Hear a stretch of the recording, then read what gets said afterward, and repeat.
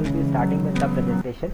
Okay, so today, as we discussed, we will be going to study about the basics of surveying. Okay, what are the basics of surveying? So before that, before we start, I will just share what is surveying. Okay, so as we discussed just now, in surveying what we do is we try to calculate the different points with respect to one point. We try to calculate different points in the field. We try to mark them. Okay, we try to locate, or you can say, different points in the field. They may be at the horizontal ground, okay, or with respect to vertical also. Okay, suppose one point we have taken at the ground level, other point we take at certain height, third point we take at different heights. Suppose if we are talking about, as I said, we are discussing about flyover. We are constructing a flyover and we need to locate the flyover. Okay, so if we need to calculate the height from where the flyover is, at what elevation the flyover is from the ground level, how we can do that is we can mount our instrument, the instrument that you can see at the bottom of this slide. Okay, it is basically a leveling instrument. Okay, that is the tripod, of which 3 strands you can see. On 3 stands a tripod is there. Tripod means any instrument that has got 3 legs. On that we have mounted an instrument from which we can locate, we can sight anything, okay, any building, any rod. Basically, if we need to calculate the elevation, you will study going forward in this lecture that using a leveling rod that has got the markings in it, we can measure the height with respect to the ground level. Okay, so this is how we can calculate the height. We just take a leveling rod. Any person is standing at a certain distance at a point where we need to get the elevation of the ground surface. So at that point where we have mounted our instrument, if we know the reduced level of that point, so with respect to that point, if we are trying to find the elevation of other point, what we can do is any other person or a surveyor that is the assistant to you in this surveying experiment, what he can do, he will be standing with a leveling rod at that point. Okay, that leveling rod will be placed vertical on the ground at that point, and at that point the leveling rod will be placed. What you can do is you can read the readings using this. Okay, using this level, the horizontal line of sight you will keep, and using this horizontal line of sight you can easily take out the reading that will be there on the measurements are there on that rod. Okay, I will show you as we move forward the leveling rod, how it has got the measurements, and from those measurements you can easily read out the reading and you can get the elevation. Okay, with respect to ground level, what is the elevation of that point, you can easily get that. Okay, so what does it? Surveying is that technique, you can read out here, it is the technique or the science, or you can say an art of determining the terrestrial or 3-dimensional position of points. Okay, means 3-dimensional location of points can be determined on the ground, and not only we need to determine it on the ground, we need to take note of all those points in a notebook as a surveyor, so that we have got records of what has been done, so that we can get the plan to a person who is requiring of that area, at how much distance these end points are located, or any critical points that are required, where we will locate them, from where we will start the construction, where the excavation work has to be done, where the foundation will have to be excavated. So all these things when we have to do, firstly we need to do the survey. Okay, so that when the worker is doing the work, he is an unskilled person. Okay, so you need to, as a civil engineer, you need to instruct him. Okay, so everything should be clear before that point. So all the survey work before that construction begins, you have to do that, and you need to keep record of that. Each and everything that needs to be presented in the form of maps at times, or you can, as a surveyor, be present at the construction project and give it to the engineer, the responsible engineer who is there. Okay, so we can calculate the area. If area calculation is to be done, we can calculate the positions of different points, we can get the coordinates of those points, and as soon as we have got the coordinates of those points, as I told you, if we need to calculate the area enclosed, we can easily calculate. Okay, there is a technique, when the coordinates of all the points are known to us, we can easily calculate the area of any. It's not only about any particular shape figure, whatever shape the figure has got, if you have got the position of the points, how many sides it has got, using a simple technique that we will be studying as we move forward, we can easily calculate the area of that particular point. Okay, that particular location that is coming there. Or the simple concept that goes is, if you want to calculate, you can easily calculate by splitting that area into different rectangles, triangles, quadrilaterals whose area may be known to you, because you just need to get an approximate area if at times, then you can easily calculate that by splitting it into different things.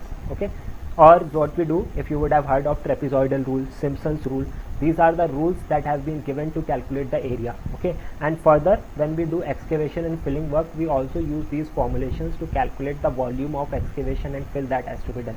Okay, even to calculate that, the survey work has to be done. You need to know the reduced level of all the points. Okay, so whenever I am saying reduced level, I am talking about the elevation of that particular point with respect to the ground level that we are considering as benchmark. Okay, what we consider as benchmark is the benchmark that we generally consider is with respect to the mean sea level. Okay, with respect to mean sea level, the elevation of mean sea level generally we consider it as 0, and with reference to that point we calculate the elevation of each and every other point. Okay, so this was about surveying. It helps us to determine the three-dimensional position of points, area enclosed, as well as the horizontal and vertical distances. As I told you, the horizontal distance between any 2 points, you can determine it using tapes. Okay, there are many more techniques. The old and traditional techniques where chains were used. A fixed chain of 66 feet dimensions was there, consisting of 100 links. Okay, that was used. Its length was fixed 66 feet. How many times you are using the chain, based on that we used to get the total distance between those 2 points. Okay, and each and every link had a definite size. Okay, that 66 feet link chain was having size of 100 links were there, and the size of that chain, that was known as Gunter's chain, was 66 feet. That was used. Okay, now tapes are being used. They can be fabric tapes, okay, metallic tapes, steel tapes, they can be that, and from that you can easily calculate the distances between 2 points. And for vertical distances or slope distances also, at times you can't, suppose you want to calculate the horizontal distance but it is a sloping ground. Okay, for that also we can calculate the horizontal distance using a plumb bob and a hand rail. Okay, sorry, auto level. Okay, what is plumb bob? Plumb bob, if we are measuring, see, if we need to locate the horizontal distance between 2 points, okay, horizontal distance if we need to locate between 2 points, then if it is a sloping ground, okay, first thing that we can do is, because it will be very difficult for us to locate horizontal distance, because we can't say that whether we have kept it as horizontal if we have kept that point, that second point at certain elevation. Okay, so what we do is we measure the slope distance along the ground we tend to measure, and we can calculate the angle that it is making with respect to horizontal.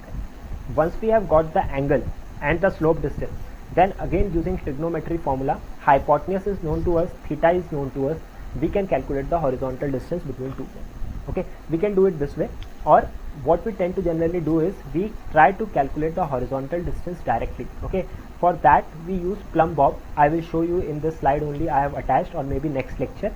Plumb bob is an instrument. Suppose what we are doing is, because it is sloping ground and we need to measure horizontal distance, so this point is at certain elevation with respect to ground. So what we do is we attach plumb bob here. It is straight hanging. Okay, it gives us the point vertically above. Suppose this point, there is a point at the ground whose elevation from where we need to calculate the horizontal distance. How we can know that our hand is from where we are measuring using tape, it is exactly above that point? We will hang a plumb bob. Due to gravitational weight, it will be acting vertically downwards, just vertical, where it touches the ground at that point which we require. From that point we measure the horizontal distance. Okay, and even to keep this horizontal, there is a device called auto level. Okay, sorry, auto level, from which what we do is we measure we check whether our tape that we are using is horizontal or not. Okay, so this, it is not auto level, it is basically hand level. Okay, so I will be showing you that. Okay, so basic purpose is to do all the field calculations of the location. Okay, so it is basically an engineering operation which enables an engineer to record all the details about an area of land. We get all the details, all the positions of points or different points in between. So see, we can't locate each and every point on the ground. We can't get height of each and every point on the ground. We can't get distance between each and every point on the ground. So we tend to calculate these all things for the critical values that are at the sites. Okay, since we can't get these values at all the points, so we tend to calculate for the end points, and in between that we can interpolate. and if it is certain that we require the elevation or the distance from between any 2 points, then we can easily do that by following the same technique on the field. Okay, so the day you are on the field, you need to take all those readings, so the better experience you get, you tend to know what are the calculations that you require, how do you need to note them. Even towards the end of this lecture, I will tell you that how you need to take note of all these readings, so that they don't get merged up, or you remember that what details you have taken. Okay, so they have to be taken in the form of clear figures have to be drawn, clear readings have to be taken, a field book has to be used for that. Okay, so this we will be discussing. Okay, so it is basically an engineering operation which enables an engineer to record the details about an area of land. Okay, next what we do in surveying, as I told you, earth measurements, means on the earth surface all the measurements, they can be mostly in the form of distance or angles. Okay, distances, you can see a guy, I have attached a pic. Okay, he is using a level that is mounted on the tripod, and he is trying to locate a point. Okay, he is trying to locate a point. This is leveling, basically to determine the elevation of a particular point. So that same technique that I told you just now, what we basically do at this point, a certain person will be standing. Suppose there is a point B we have located, suppose where we have mounted this tripod, this is point A, and we need to find a point. There is a point B at a distance of 50 meters from this point. Okay, suppose there is point B at a distance of 50 meters that we have already located. Okay, we can find the distance of that point using tape. We have located that point. Now we need to find the elevation of that point. So a person will be standing there with the leveling rod that has got graduations and marked in that. Okay, and we can read the graduations. Okay, so what happens is, suppose this point where we are right now, the ground surface is at an elevation of 100 meters. Okay, and the height of this instrument where we have mounted the instrument on our tripod, okay, it is suppose at a height of say 1 meter. Okay, so total will be 100 plus 1, 101 meter will be our line of sight from where we will be looking. Our line of sight will be at an elevation of 101 meter with respect to mean sea level. Okay, so this is 101 meter. From this 101 meter, what we need to subtract right now is this distance. Okay, at the last point where our person, at point B where our person is standing, okay, at that point we need to subtract that reading. Suppose the reading that came there was 1.5 meter on the leveling rod. Okay, it means at that particular point, point B, the elevation with respect to ground surface is 1.5 meter. Okay, so if it is 1.5 meter, our line of sight is known to us, it is 101 meter. From that 101, we will decrease that 1.5 to come back to the ground surface at point B. Are you getting that? From 101 we are there, our line of sight is at 101, and now we subtract this 1.5 meter that we have got in the leveling rod, and when we subtract that 1.5, we get 101 minus 1.5 will be 99.5 meter. It means that particular point is below the point at which we are standing. So we can get the relative distance between 2 points. Okay, that is the second point here. It's not only that we calculate horizontal distance or vertical distance or the slope distance. In case of hilly terrains or undulated ground surfaces, the ground surface may not be exactly horizontal or vertical. So at times we tend to calculate the slope distance, and then using trigonometric calculations or tachyometry techniques, we can easily calculate the horizontal and vertical distances, whatever is required. Okay, so for distances different instruments are used. For measurement of angles different instruments are used. Okay, angles measured can be horizontal. Okay, horizontal angle I mean that one point is located at a certain distance. Firstly you sight that point, and then at different point second point is there. Okay, suppose two rods are there. Okay, or you can say that you are standing at a certain point, and at a certain distance two rods are there. Okay, or you can say two street lights are there. One is here and other is at a distance of 50 meters. You need to calculate the angle between those two. So firstly you will sight one street light, okay, exactly horizontally. You will fix your instrument to that point. Okay, the theodolite or total station that we are using, it is basically the instrument that is used to calculate the horizontal and vertical angles. So once we have fixed our line of sight to that point, now what we do, we move our instrument and try to sight second light. The distance that our instrument will be rotating, that tripod, that instrument that is mounted on that tripod, okay, it clocks that rotation. Whatever is the angle that you rotate your device, it takes that. Okay, and as soon as it takes that, you will get the angle between those 2 points. So this is horizontal distance. Okay, What is vertical distance? When I was talking that you are taking the height of a building, you sighted a point exactly at the bottom of the building, you sighted a point exactly at the top of the building. So the angle between those two, okay, that will be the vertical angle. Okay, so this is the vertical angle, and zenith angle is also a term. Zenith angle is basically with respect to the topmost point. Okay, suppose if you are drawing the elevation of a particular point like north, south, west, east. Okay, this is how we say: north at the top, south at the bottom, west is towards left, and east is towards right. Okay, so from north, the clockwise angle that we traverse, okay, that is the zenith. Okay, from topmost point that we take, that is the zenith angle. In the upcoming lectures, second session, basically I will try to take on distances measurement instrument, and third lecture I will take on angle measurement instrument. Okay, there we will consider these zenith angles and how we determine that. But firstly, what we basically do, that we have already discussed, and the second one is we try to determine the relative difference between points. Relative difference is important because it's not that we need to know the elevation of this point, but if we are doing the construction activity at a particular site, we need to know the difference in elevation between 2 points, so that we can know that what is, suppose if this point is at a benchmark, we consider its elevation at 0 and that point is at 1.5, we know that that point is 1.5 meter higher. Okay, now we don't need to know means what is the elevation of this particular point with respect to mean sea level. We just need to know relative difference, so that we can know the ground profile, how that ground is going, whether it is rising, whether it is falling, at which point the elevation is higher, at which point the elevation is lower. These all things when we need to know, so it is the relative difference between points. Next is the final output. When we have calculated this final output we need to plot in the maps. Okay, it can be digital maps or paper maps. Output may be in the form of coordinates. We can, when we have measured the horizontal and vertical angles, because it is not always necessary that all the distances are known to us. Okay, some points may be inaccessible. Okay, how we can say, suppose we are standing to one side of a river, okay, and we need to sight a point on other side of the river that is not much far away. Okay, so the points in between are inaccessible. Okay, we can't measure the horizontal distance through any instrument.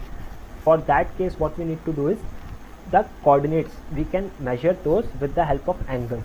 Okay, we can take angular measurements. Okay, it is not always necessary that you need to know horizontal distance. Okay, for location of point, suppose any line is known to you, a baseline that you have located.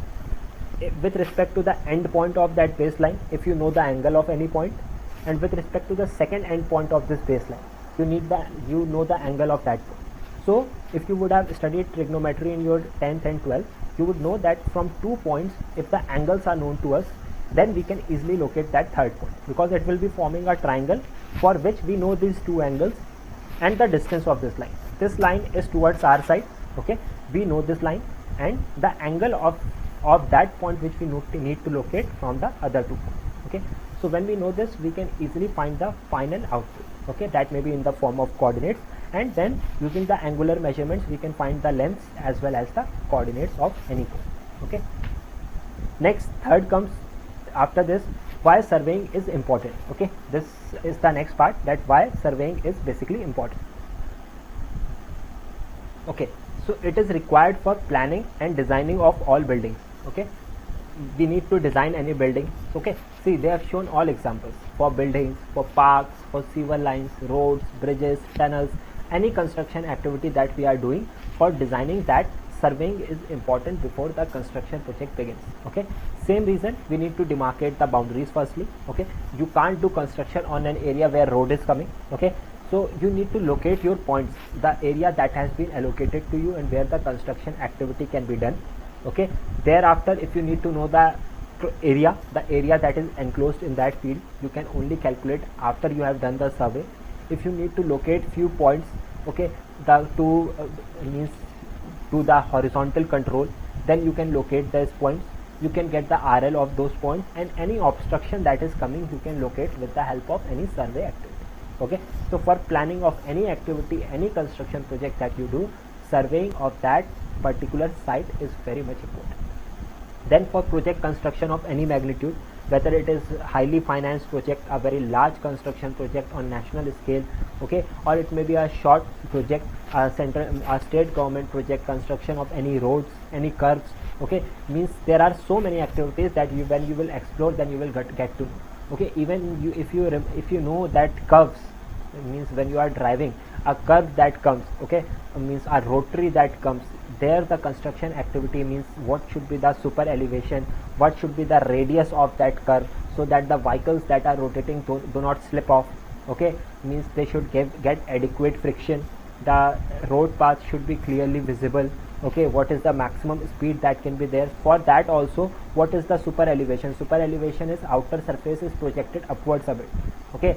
So to locate those angles also we need to do the survey, okay, we need to let the ground profile be in that way, okay, so that we are getting that particular super elevation that we require. What is the curve? To locate the curve, when the curve is coming, then the road is not running horizontally, okay. So to when the curve is coming, to keep it in a circular form, we need to locate the end boundaries using particular survey activities, okay. So there are many activities that go, and how we locate those points, that is also important, because location of each and every point is also very much important, okay. So that location is done with respect to certain baseline. There will be few terms like baseline and offset that we will be understanding, okay. From that you will come to know baseline is that particular line about which all the details are known to us. It is the baseline about which all the points we will try to locate, okay. From that baseline we are given the offset. Offset means from that baseline that we are having, suppose AB is a line of 10 meters, and from this line towards left and right hand side, if we need to locate any point or do any construction, how we can locate that? We mentioned that this is the line AB of 10 meters, suppose. So from point A at a distance of 5 meters, okay, we will come here, and offset of 2 meters, okay. Offset means perpendicular distance from this baseline, okay. Offset is the perpendicular distance from this baseline. So from point A we will come 5 meters, means at exactly the centermost point if it is 10 meter line, and from when we have located this point C, from there we will go 2 meters towards left or right, whatever is required, okay.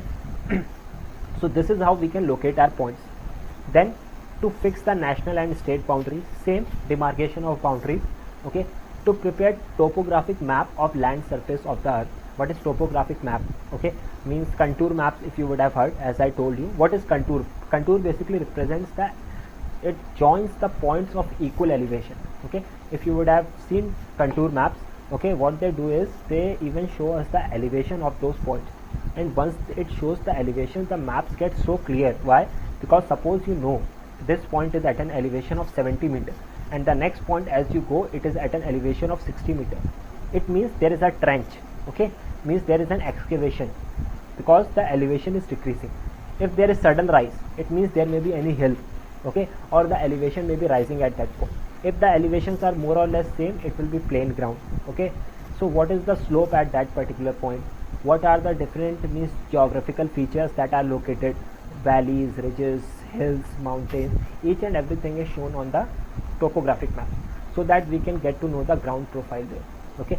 So to plot these topographic maps or the maps that you see, the elevation of those points and the distances between those 2 points that are shown, that is basically done with the help of surveying activity, okay. So surveying can not only be done for a small distance, it can be done for large distances, and there are few instruments like electronic distance measurement devices even come, and through these electronic distance measurement devices we can locate the distances, okay. Through these EDM devices that we have got, we can get the directly the horizontal as well as vertical distances. Once we move forward, we will get to know about total station we will study. From that total station we can easily get the distance between those 2 points, okay. Whatever far that point is located, when we sight that point using the concept of angles, it electronically calculates and directly displays it on the monitor screen the distance between those 2 points, okay. So it now the surveying activity has gone very easy.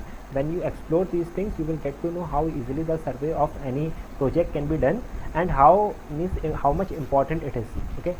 Next point is to establish control points. Same thing as I told you, control points may be the points that we need to locate on the ground. Initially, suppose we know only 2 to 3 points. With respect to those 2 to 3 points, we try to locate other points based on the data that is available to us, and once we locate it on the field, then we try to keep track of that on the field, okay.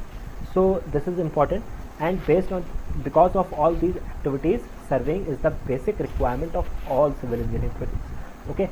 So you understand, means civil engineering basically it is not only about structure engineering, it in itself involves so many activities means construction of all the structures that you see. Okay, not only building structures, bridges, dams, you can say reservoirs, okay, canals, sewers, these all, okay, all these activities. For every work that we do, the surveying is required. Okay, so it forms one of the most important core part and the basic part, because it is the intermediary, means preliminary step, okay, going forward. So next we will come to objectives of survey. First objective is to collect the field data. Okay, first thing what we need to do is we need to collect the field data. All the activity that we do, which we were discussing up till now, on the field, on the site, we need to collect the field data, and then based on the data that we have calculated, okay, suppose we have taken 4 points, we have measured the distance between those 2 points. Okay, so we now need to locate those points when we are preparing a plan.